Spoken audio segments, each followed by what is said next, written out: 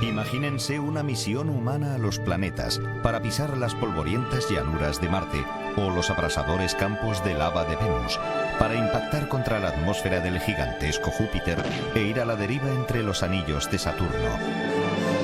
Estas son algunas de las historias contadas en la serie Odisea. Quizás aún falten varias generaciones para tales viajes, pero ya sabemos que podrían ser una gran aventura. Más de 160 misiones de robótica han abierto camino a las estrellas, transmitiendo seductoras imágenes de exóticos mundos. Esta es la historia de los olvidados seres humanos tras dichas misiones y sobre cómo nos ayudaron a contar nuestra historia.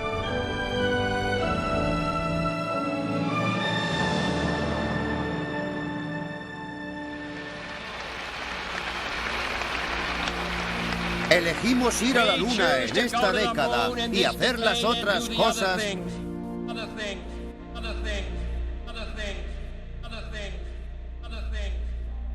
Las otras cosas. La referencia del presidente Kennedy a los robots encargados de abrir caminos hacia los planetas.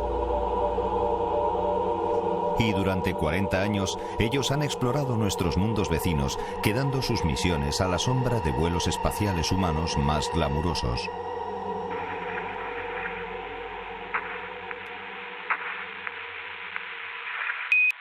Bien, Houston, mientras estoy aquí en las maravillas de lo desconocido, me doy cuenta de que existe una verdad fundamental sobre nuestra naturaleza. El hombre tiene que explorar.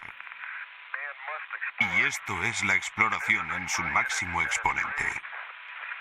David Scott se encontraba entre los primeros exploradores que ayudaron a hacer realidad el sueño de Kennedy, llevar el Apolo 15 hasta la Luna. Estaba en lo alto de una enorme pirámide de gente que hizo posible aquella misión. En un momento dado llegó a haber 400.000 personas trabajando en el programa en un solo objetivo y no fue fácil. Y creo que a veces lo pasamos por alto en Apolo al compartir solo los éxitos y la parte más fácil, porque fue muy difícil. Finalmente, 6 misiones humanas superaron las dificultades para llegar a la superficie de la Luna. Hace ya más de 30 años que los seres humanos no pisamos otro planeta. Es posible que los exploradores planetarios de hoy en día no conlleven el drama de vida o muerte de los vuelos espaciales humanos, pero para aquellos que han dedicado su vida a estos exploradores mecánicos, sus misiones son exactamente igual de emocionantes. Y despega el cohete Delta. Has pasado algo más de 3 años de tu vida trabajando en estas máquinas increíblemente complejas. Las pones en lo alto de un vehículo de lanzamiento que tiene un 5% de posibilidades de explotar y que va a ir a un entorno casi desconocido durante 7 meses y que va a aterrizar en 4 minutos y que se trata de un momento de vida o muerte. O tienes éxito o no lo tienes. En enero de 2004, los rovers de exploración de Marte de la NASA, Spirit y Opportunity, comenzaron su audaz acercamiento a Marte. El aterrizaje es la parte más difícil de cualquier misión planetaria, pero en esta fase el robot se tiene que valer por sí mismo, y lo único que pueden hacer los ingenieros es observar y esperar.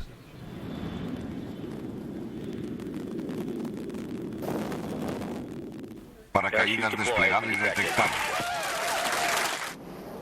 1800 metros, el radar ya debería estar activo. Separación de blindaje contra el calor autodetectado. Solución radar Matrix 21. 900 metros. En este momento el cohete se ha disparado. Los cohetes se han encendido. Ahora estamos esperando confirmación de señales positivas de bote sobre el suelo.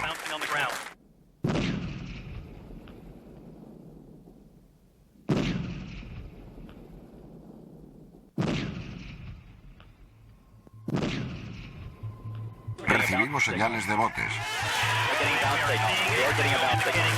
Muchas de las personas en esta sala han dedicado su vida a estas misiones robóticas y la confirmación de un aterrizaje sin problemas ha sido algo muy emocionante para algunas de ellas. Eso es en lo que consiste la exploración. Consiste en descubrir un nuevo lugar y empezar a saber cómo es. Esta singular colaboración entre ser humano y máquina ha estado detrás de todas las misiones de robótica que han salido de la Tierra. Y todo empezó en 1962. Venus, nuestro planeta más cercano, hacía señas. La ciencia ficción describió un mundo rebosante de vida bajo las densas nubes, y muchos creyeron que habría un grupo de bienvenida esperando en Venus cuando llegaran nuestras misiones. En la década de 1950, mucha gente pensaba que Venus podía tener este aspecto, el de un bosque exuberante. Había muchas ideas que competían sobre el posible aspecto de Venus, ya que no había información. Recuerden que al mirar desde la Tierra, lo único que podemos ver son esas nubes, y la gente se preguntaba qué podía haber sobre la superficie. Era el momento de dirigirse a Venus, y el Mariner 2 iba a abrir el camino. La nave espacial Mariner, que ahora se dirige a Venus, es el instrumento más complejo de la historia de la ciencia del espacio. Pero estaba resultando difícil controlar al instrumento científico más complejo hasta entonces, y para el equipo de personas cuyas carreras dependían de la misión, aquellos fueron momentos angustiosos. El nivel de la señal ha bajado mucho, hasta menos 157. Unas semanas después del lanzamiento, el centro de control había perdido el contacto con la nave espacial. La recuperación del contacto fue algo fortuito cuando la sonda volvió a localizar la Tierra por su cuenta. Los vuelos hacia los planetas estaban resultando depender tanto de la destreza como del azar.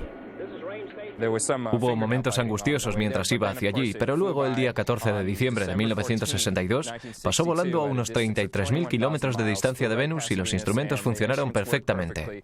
Nos ofrecieron pruebas inequívocas de una superficie muy caliente y muy árida en un planeta muy extraño. Venus era un horno. Los resultados del Mariner 2 sugerían que se trataba de una atmósfera muy caliente. Pero no era lo único que Venus tenía reservado para futuros visitantes. En 1967, los rusos estaban preparados para realizar un aterrizaje en el planeta. Se dirigían a donde ninguna sonda había ido jamás y no estaban seguros de lo que iban a encontrar. Planeaban seguir a la sonda Venera 4 mientras descendía a través de las nubes venusianas transmitiendo sus hallazgos a la Tierra. Subían las lecturas de la presión, de la temperatura, alcanzaron un nivel que era 18 veces superior a la presión sobre la superficie de la Tierra. Entonces las lecturas cesaron y los rusos supusieron que había impactado contra el suelo. Pero ahora sabemos qué ocurrió cuando los rusos creyeron haber chocado contra la superficie. Fue la implosión de su nave espacial. Venera 4 fue aplastada por la presión del aire cuando aún estaba a 20 kilómetros de la superficie. Los rusos tardaron 3 años más en alcanzar el suelo de Venus. Venera 7 solo consiguió transmitir una breve señal antes de perecer, pero había revelado cómo sería un descenso a través de la atmósfera venusiana, y Odisea Espacial utilizó aquel tropiezo para crear su descenso humano a la superficie de Venus.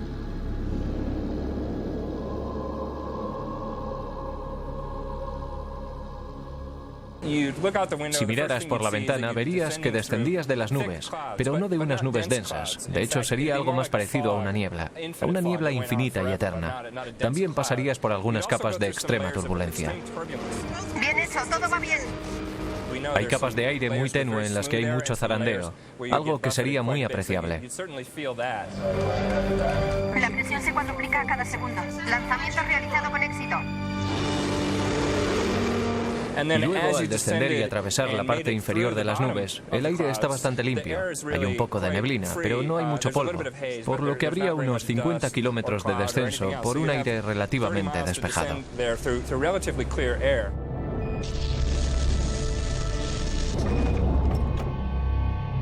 Finalmente, la perseverancia rusa les hizo conseguir 8 aterrizajes sucesivos con robots sobre la superficie.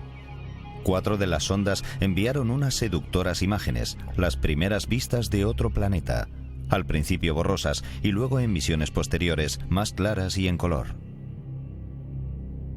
Sigue siendo el paisaje extremo fotografiado hasta la fecha. En la Tierra no hay ningún lugar similar a Venus, pero un desierto nublado ya es un buen principio. Todo está situado. Luego pasaremos al lugar elegido para Venus. De acuerdo.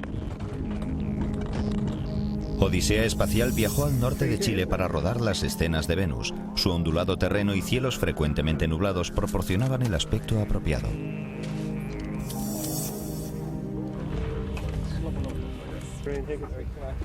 Con los actores en sus trajes y la cooperación de las nubes, están preparados para empezar. Después de un poco de postproducción para ceñirlo más a lo que vio Venera, nos encontramos en Venus. Una vez que te has puesto el traje, que esperamos esté bien diseñado, notarás que la luz es muy distinta a la de cualquier otro lugar en el que hayas estado, porque se dan unas condiciones de puesta de sol perpetua, debido a que la luz que se filtra a través de las nubes y de la densa atmósfera es de un color rojo difuminado. Hace un día típico de Moscú aquí abajo. Luz brillante en todas partes. Naranja. No sé dónde está el sol. El aire es muy denso, por supuesto, no sería igual que caminar en el agua, no es tan denso. Pero uno podría notar cualquier tipo de brisa. Por ejemplo, las brisas son muy ligeras a velocidades de solo unos metros por segundo. Sin embargo, en un aire tan denso, unos metros por segundo podrían significar una fuerza que al caminar contra ella te daría la impresión de estar vadeando un río contracorriente. Esta densa atmósfera está compuesta principalmente de dióxido de carbono, un potente gas invernadero que también es responsable de nuestras altas temperaturas. Tales extremos no serían una buena noticia para la frágil estructura humana. En la superficie de Venus estás a 92 atmósferas de presión comparándola a la de la Tierra. Una presión 92 veces superior a la que ahora notan sentados en la sala de estar. Y la temperatura ambiental nos cocería, así de claro. Y si no estás en tu propio hábitat cerrado, si no estás dentro de tu traje espacial, no vas a durar mucho más de unos segundos en ese entorno remoto y hostil. Pero no solo los seres humanos sufriríamos en la superficie de Venus.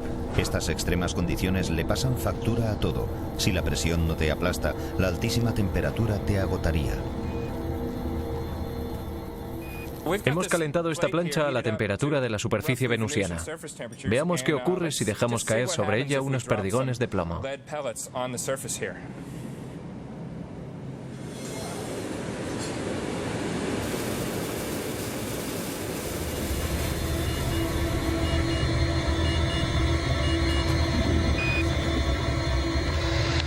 Bien, veamos si a Venera le ha ido mejor.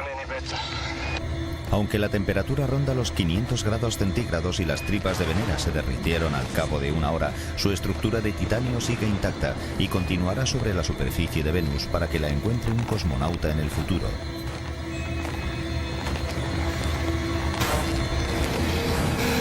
Está un poco picada, pero es resistente. Venera 14 llevaba un brazo de muelles para medir la fragilidad de las rocas.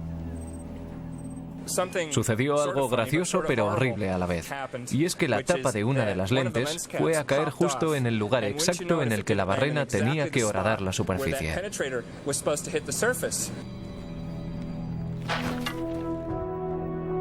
Venera 14, a principios de la década de los 80, fue el último robot en aventurarse hasta la superficie. Una década después, la sonda Magellan de la NASA volvió a Venus y desde su órbita consiguió hacer un mapa de la mayor parte del planeta utilizando radares para ver a través de las nubes. No hay duda de que futuras misiones robóticas volverán a explorar esta volcánica superficie y a estudiar el invernadero impenetrable que ha convertido a nuestro vecino planeta en un mundo de pesadilla.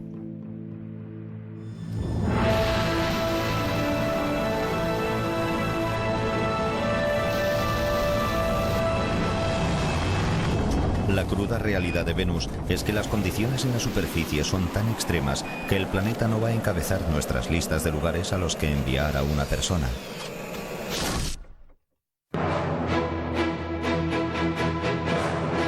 Pero hay un planeta al que posiblemente lleguemos los humanos dentro de unos 30 años, Marte. La historia de nuestra exploración del planeta rojo está dominada por la búsqueda de vida extraterrestre. Los astrónomos del siglo XIX ya habían visto indicios de canales en Marte a través de sus telescopios. A finales de la década de 1960, los mapas de las fuerzas aéreas estadounidenses todavía tenían dichos canales marcados y mucha gente creía que no tardaríamos en conocer a los marcianos que los habían construido.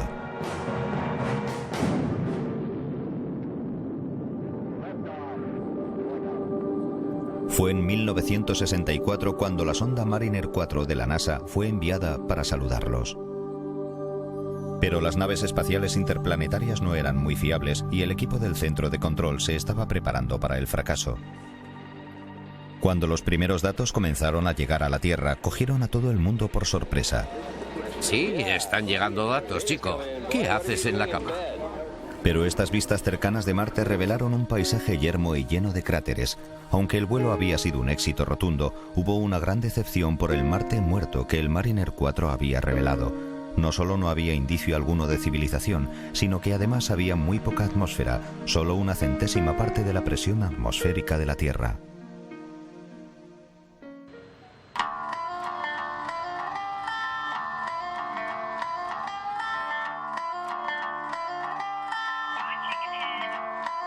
Las condiciones atmosféricas marcianas se pueden simular en la Tierra succionando la mayor parte del aire de esta cámara y al bajar la presión empiezan a suceder algunas cosas muy extrañas.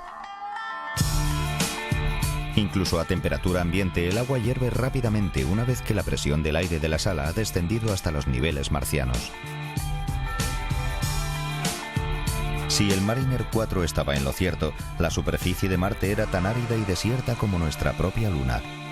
¿Había sido Marte siempre así? Los científicos estaban decididos a echar otro vistazo. La opinión sobre el aspecto de Marte ha cambiado espectacularmente debido a las imágenes iniciales del Mariner 4. El Mariner 6 y el Mariner 7 fueron sondas que sobrevolaron Marte, y el Mariner 8 terminó en el fondo del Océano Atlántico. El Mariner 9 entró en órbita y empezó a crear imágenes mucho más detalladas.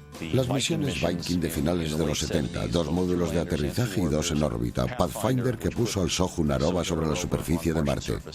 El topógrafo global de Marte que está en órbita desde 1996. El Mars Express podía examinar la capa subsuperficial y decirnos si había en ella hielo o agua. Y ahora, por supuesto, los maravillosos rovers de exploración de Marte. Actualmente Marte es el planeta más estudiado del sistema solar tras la Tierra, pero es posible que ninguna de esas misiones se hubiese realizado de no haber sido por las nuevas vistas que el Mariner 9 envió desde su órbita. Las imágenes que comenzó a emitir en 1971 llamarán la atención de un nuevo tipo de científicos, los geólogos planetarios.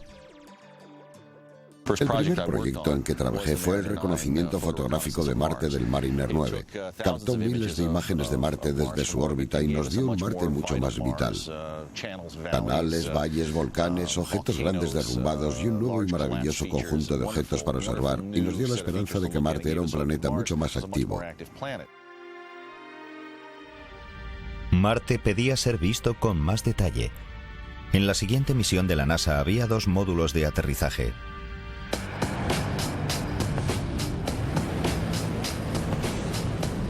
Las Viking realizaron el primer aterrizaje con éxito sobre Marte en 1976, enviando atractivas imágenes de la superficie.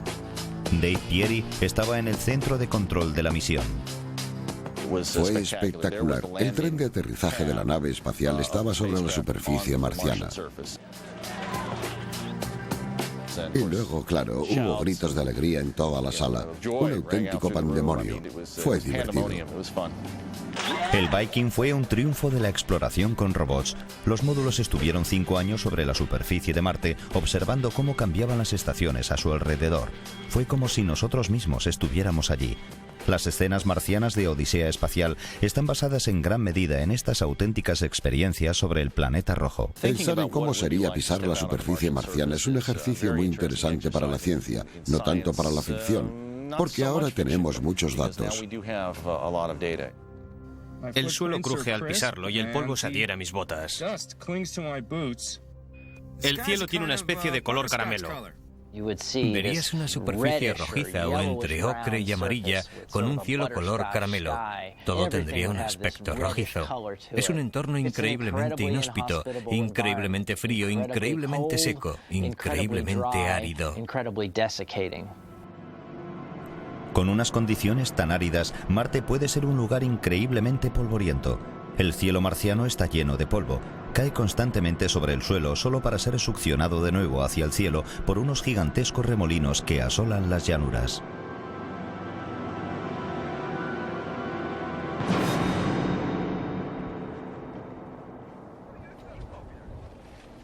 Hasta que pisemos el planeta rojo solo tenemos la Tierra para practicar, y el desierto Atacama, en el norte de Chile, es uno de los lugares terrestres más parecidos a Marte. Incluso las agencias espaciales vienen aquí a probar sus robots antes de enviarlos a Marte, y a las compañías cinematográficas también les resulta útil.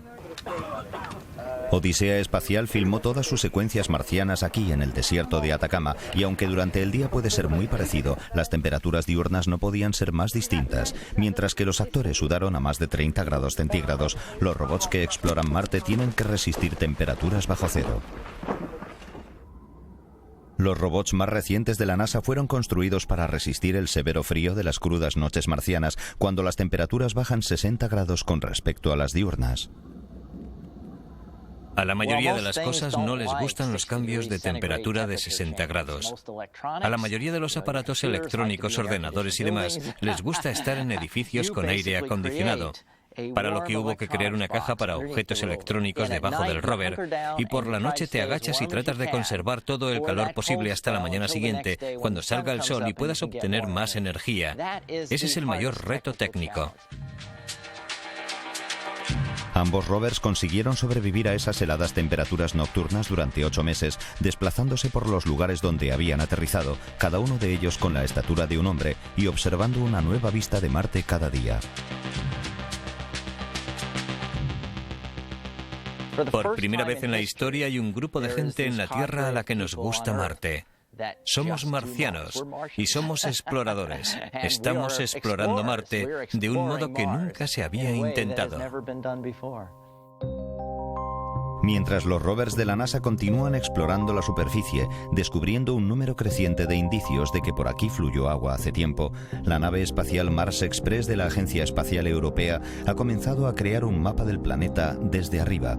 La mejor cámara de cuantas han escudriñado la superficie estaba revelando un Marte nuevo y con mucho más detalle de lo que habíamos visto anteriormente. Pero fueron los restos de metano que la nave espacial encontró en la atmósfera los que llegaron a primera plana. ¿Era el aliento de vida extraterrestre o solo emanaciones de gases volcánicos? El tristemente famoso módulo de aterrizaje Beagle 2 podía haber respondido a esa pregunta, pero la sonda se perdió durante su descenso a la superficie. La lucha por explorar Marte continúa.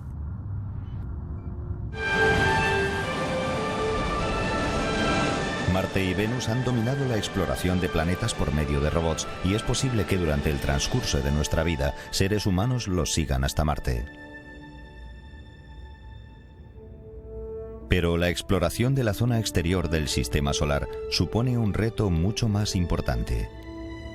En 1970 nadie sabía si era posible llevar una nave espacial sin problemas a través del cinturón de asteroides que está entre nosotros y los planetas exteriores. Eso no impidió que se intentara. El Pioneer 10 fue construido y lanzado para abrir camino hacia Júpiter. El Pioneer 10 fue el primero en aventurarse más allá de la órbita de Marte. La primera vez que recorríamos tan enormes distancias. La primera vez que íbamos a cruzar el cinturón de asteroides que se encuentra entre las órbitas de Marte y de Júpiter. Se trataba de una misión muy peligrosa, de alto riesgo, y éramos muy conscientes de sus posibilidades históricas, y deseábamos abrir el camino hacia los planetas de la región exterior. Demostrando que muchos críticos estaban equivocados, el Pioneer 10 atravesó el cinturón de asteroides intacto. Pero uno de los científicos de la misión, James Van Allen, se iba a llevar un susto cuando la sonda se desvió hacia Júpiter. Al adentrarnos, la intensidad de la radiación aumentó más y más y surgió una fuerte aprensión sobre la supervivencia de los equipos electrónicos de la nave espacial. Pero alcanzó un máximo. Siguió subiendo y subiendo y sobrevivió a eso para luego volver a bajar. Y pudimos soltar un suspiro de alivio al saber que finalmente lo habíamos conseguido. Pero las primeras imágenes procedentes del Pioneer 10 estaban muy distorsionadas. El detalle de las bandas de nubes y las gigantescas tormentas visibles a través de los telescopios de la Tierra era casi inapreciable, debido a que los sensores de los robots habían soportado mucha más presión al atravesar el fuerte campo magnético del planeta.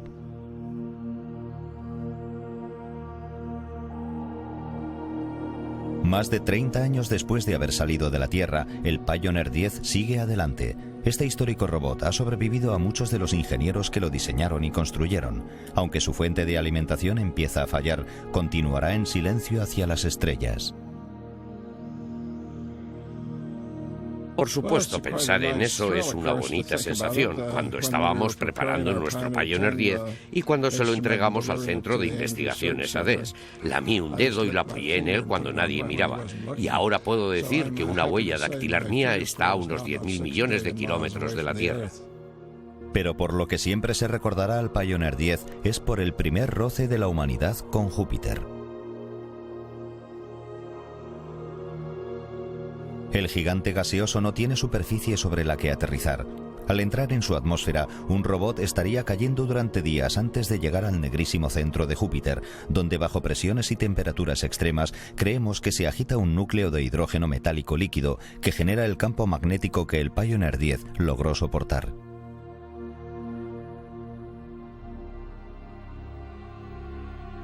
Y cualquier explorador humano que se encuentre con Júpiter tendrá que tomar mayores precauciones todavía contra los cinturones de radiación del planeta. Conectando el campo magnético.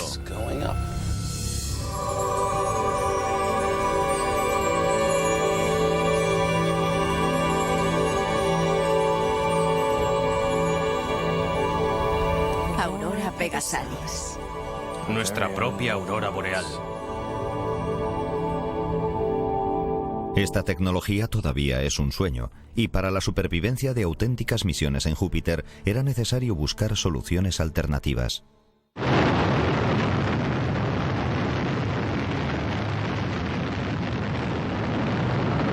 Lanzados para aprovechar un raro agrupamiento de los grandes planetas en el mismo lado que el Sol, los Voyager 1 y 2 abandonaron la Tierra en el verano de 1977.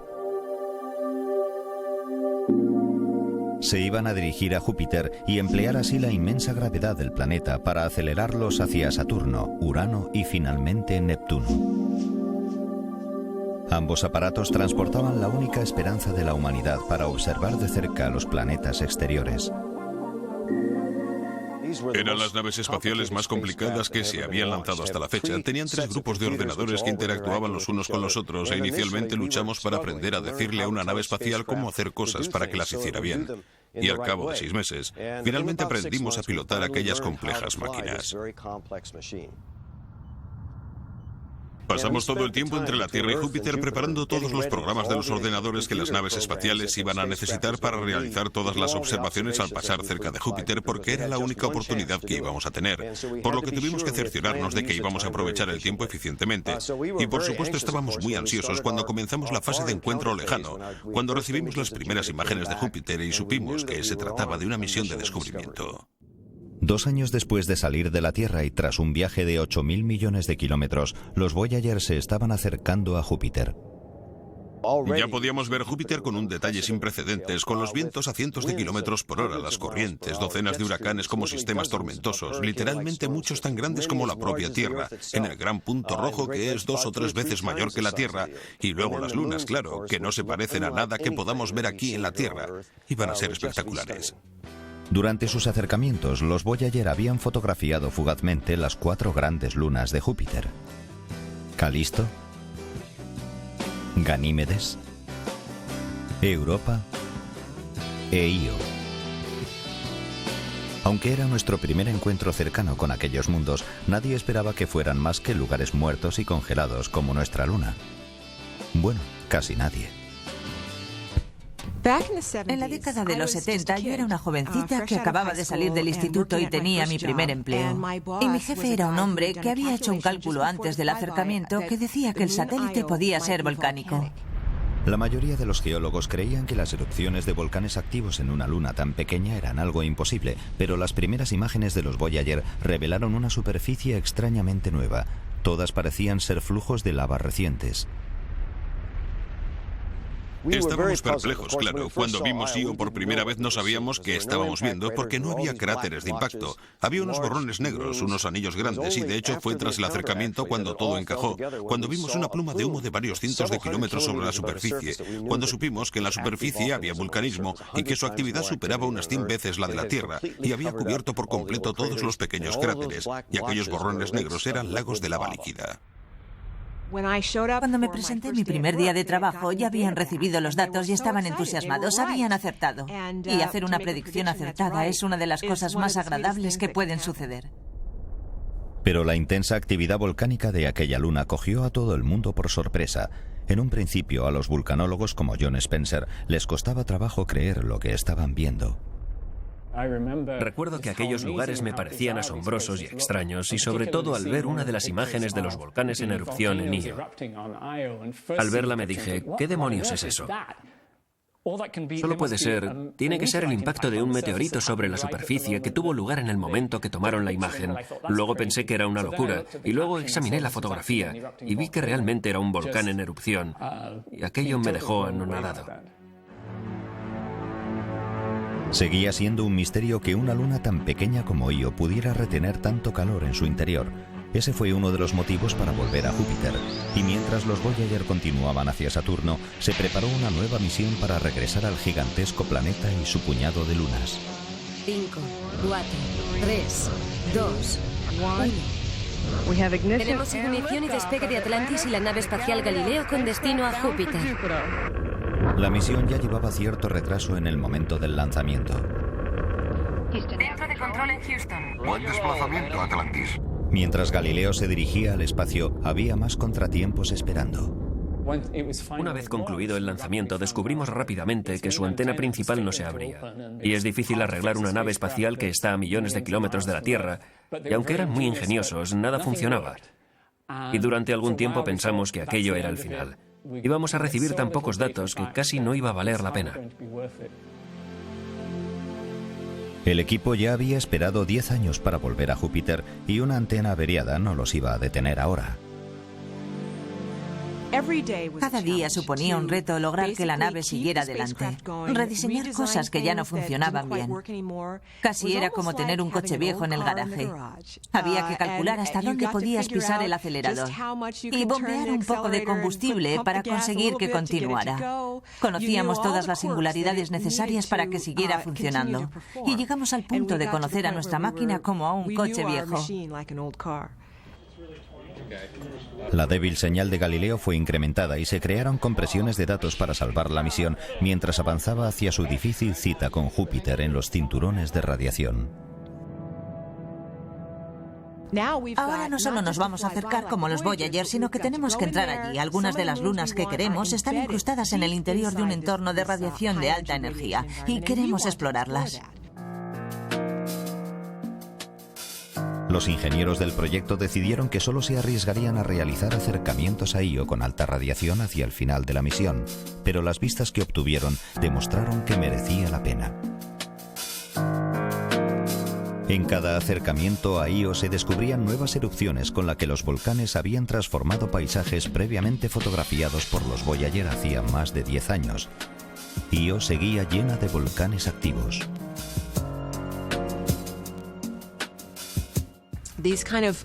Este tipo de erupciones volcánicas ya no ocurren en la Tierra, por lo que Io es muy parecido a como era la Tierra al principio de su historia.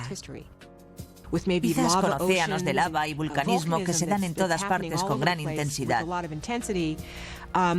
Esto nos proporciona un atisbo de lo que era la Tierra primitiva. Io tiene una actividad volcánica sorprendente. Cada metro cuadrado de la superficie de Io desprende 40 veces más calor que el área equivalente en la Tierra. Y de hecho, uno de los volcanes de Io, el volcán Loki, el volcán más potente de Io, solo ese volcán desprende más calor que todo el planeta Tierra. Aquellas enormes cantidades de calor iban contra las leyes de la física. Io debía haberse enfriado hacía mucho tiempo. Algo seguía generando calor en el interior de aquella pequeña luna. La fuerza de la gravedad de Júpiter hace que la superficie de Io suba y baje unos 100 metros cada día. Y de hecho esa continua distorsión de Io es lo que calienta el interior y produce esa frenética actividad volcánica. Pero ni siquiera la inmensa fuerza de la gravedad de Júpiter podía ser la responsable de todo aquel calor, y un examen más minucioso de los datos de la sonda Galileo puede ayudar a explicar de dónde procede toda esa energía. Pero es posible que los geólogos planetarios no sepan con certeza por qué Io es tan activa hasta que una sonda aterrice sobre su superficie. Pasando a manual. Es un trozo de roca muy gruñona, incluso la gravedad es irregular. Volar sobre la superficie de Io sería una vista asombrosa. La superficie es tan variada, hay unas enormes llanuras sin características especiales, se verían unas altísimas montañas en el horizonte. Algunas de ellas duplicarían al Everest en altura. Habría unas plumas de humo que se verían en la línea del horizonte expulsando materia a cientos de kilómetros de altura. Se vería el resplandor rojo o blanco de la lava al pasar por encima de la superficie. Se verían todos esos grandes cráteres volcánicos. Sería algo impresionante.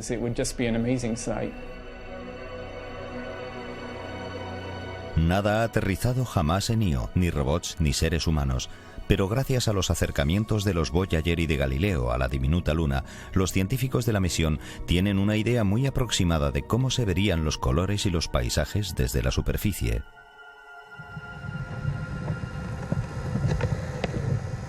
Es un espectro de castaños, ocres, rojos, muy vivos, muy vivos. Parecen ser alótropos de azufre. Son corrientes de lava primitiva. Estoy sobre una cresta de sílice. Está cubierta de azufre en algunos sitios, pero es débil. La estoy rompiendo con los pies. Al distorsionar Júpiter la superficie con su fuerza, estoy seguro de que habrá crujidos y ruidos constantemente debido a la enorme distorsión y habría una increíble actividad sísmica. Se verían unos enormes penachos de polvo y gases expulsados hacia el espacio. Sería un lugar realmente increíble. Puede que Io tenga vistas espectaculares, pero es lo que no se ve lo que representa un mayor peligro para un astronauta sobre su superficie. Han aumentado los rayos. Mira qué interferencia. Suspendemos el paseo. Estamos notando un aumento en las lecturas de radiación. Es necesario que vuelvas al Hermes ahora. Escucha. El traje espacial te brinda muy poca protección en intensos campos de radiación. Y un lugar como la superficie de Io es letal debido a los campos de radiación que se encuentran en él. Y la radiación causa problemas porque te daña el ADN, el programa del resto del cuerpo. Puede causar mutaciones, puede crear cánceres. Buen trabajo, Zoe. Ese traje es un desastre. Es demasiado pesado. Le entra mucha radiación. Si no te proteges, encontrarás problemas muy rápidamente. No tengo muy claro cómo conseguirlo. Posiblemente por medio de un blindaje activo. Hasta que esa tecnología se haga realidad, la futura exploración de Júpiter y sus lunas será llevada a cabo mediante robots. Más allá de Júpiter, otro gigantesco planeta gaseoso hace señas: Saturno.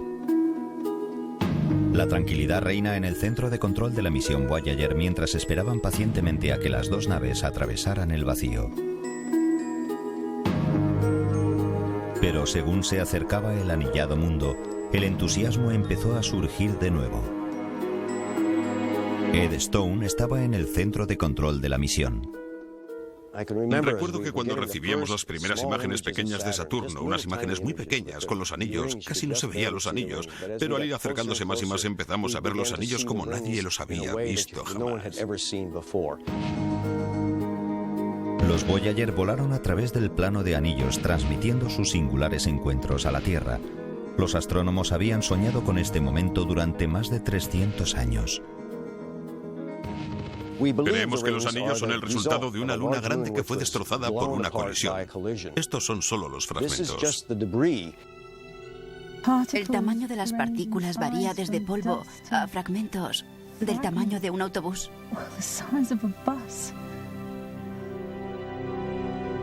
Esas partículas han estado chocando unas contra otras durante millones de años y es muy posible que sean bastante suaves y de forma irregular debido a todas las colisiones.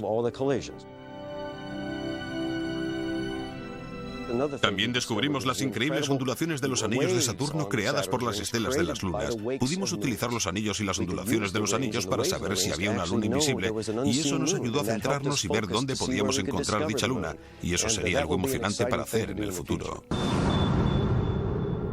El encuentro de los Voyager con Saturno transformó nuestra visión de los anillos, pero fue un breve acercamiento al planeta.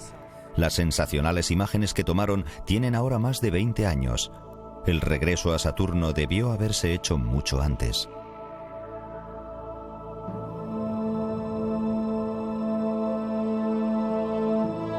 Cassini salió de la Tierra en 1997 en un viaje de 7 años para llegar a Saturno. La nave de 2 toneladas era la mayor sonda planetaria de cuantas había lanzado la NASA y el robot explorador más inteligente de cuantos se habían dirigido a los planetas.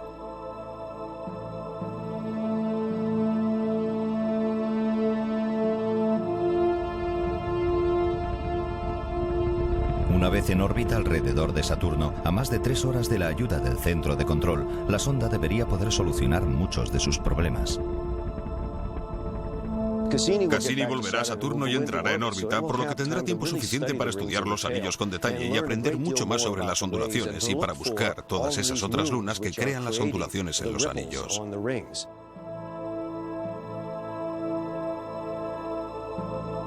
Una visita a los anillos de Saturno a 1.600 millones de kilómetros del Sol exige una nave espacial que pueda soportar el frío extremo del espacio profundo.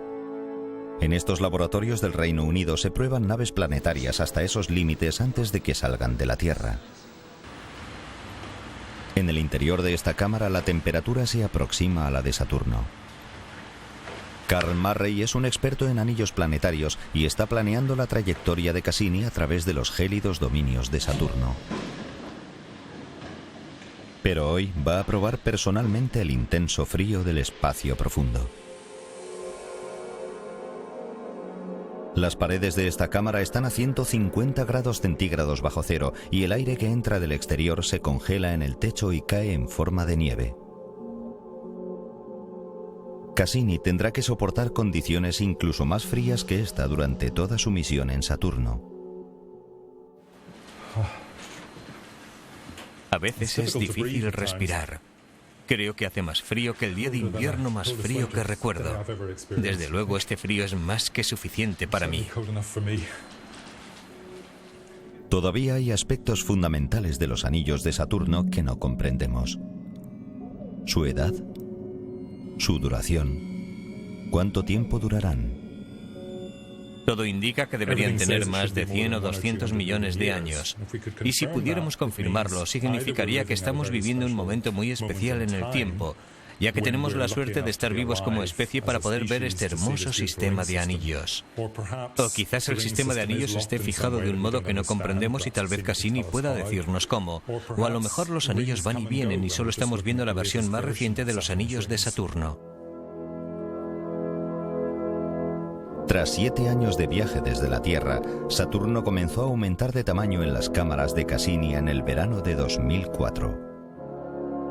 Y las mejores vistas jamás presenciadas de este enjollado mundo empiezan a transmitirse a la Tierra. La nueva gira alrededor de Saturno, sus anillos y sus lunas ha comenzado.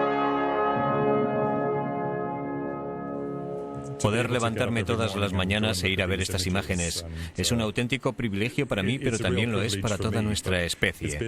Nosotros, como especie, vamos a poner una nave espacial en órbita alrededor de un planeta de la región exterior del Sistema Solar, y estoy muy contento por poder participar en ello, con la esperanza de desvelar alguno de los enigmas que los Voyager nos han presentado. Eso sería estupendo.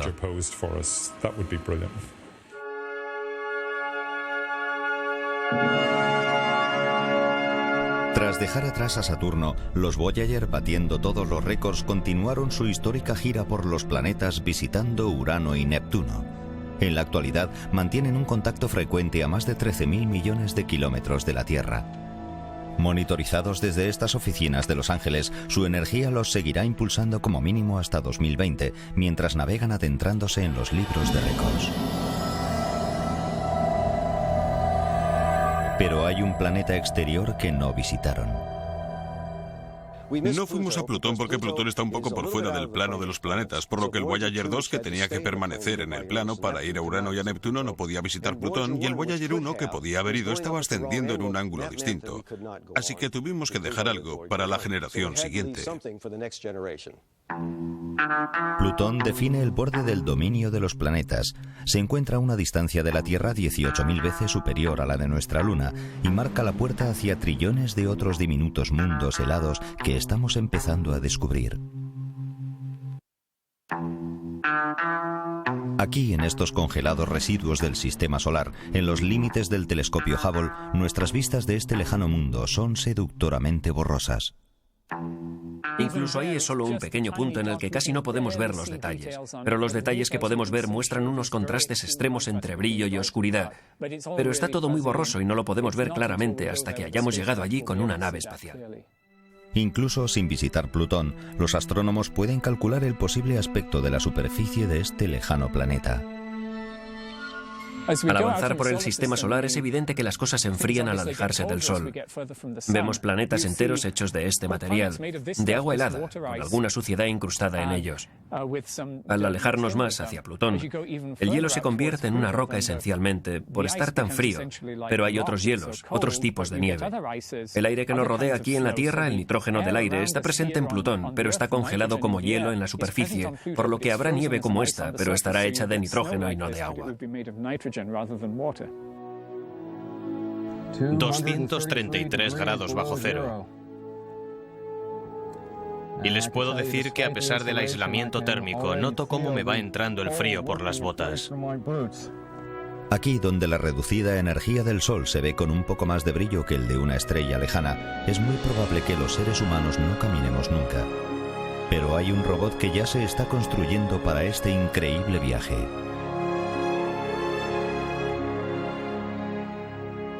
Ahora estamos trabajando en una misión a Plutón llamada Nuevos Horizontes, que será lanzada dentro de un par de años. Pero después tardará unos 10 años en llegar a Plutón, y es un procedimiento realmente aterrador. Ya hemos pasado 2 años planeando esta misión. Tenemos otros 2 años de intenso trabajo para diseñar la nave y cerciorarnos de que todo funcione. Luego tenemos un viaje de 10 años, y después recibimos todos los datos en unas 2 horas, al pasar cerca en 2015 o 2016. Y todo tiene que funcionar bien. Es imposible frenar o retroceder. Si algo va mal, nos quedamos así. Se habrá perdido toda la misión, por lo que estamos muy centrados en asegurarnos de que todo funcione perfectamente durante esas 2 horas críticas dentro de 10 años. Debido a las enormes distancias y a los crudos extremos del espacio, es posible que los robots estén más capacitados que nosotros para hacerlo en nuestro nombre. Pero hay una cosa que nunca podrán hacer, y es vivir la aventura como lo hicimos todos la primera vez que el hombre puso el pie en otro mundo. Te encuentras con gente que dice: yo tenía 3 años o 5 años y mi madre me sacó de la cama para que viera cómo Neil Armstrong pisaba la luna. Es una experiencia compartida y creo que una de las bellezas y una de las ventajas de enviar a seres humanos consiste en que todos podemos sintonizar con que esté aquí un ser humano. Hasta que decidamos enviar a seres humanos una vez más desde la Tierra, esa experiencia compartida de estar en otro mundo tendrá que surgir de nuestra imaginación y la información tendrá que ser transmitida por los robots de nuestras misiones. Pero un día es posible que volvamos a seguirlos en una verdadera odisea espacial a los planetas.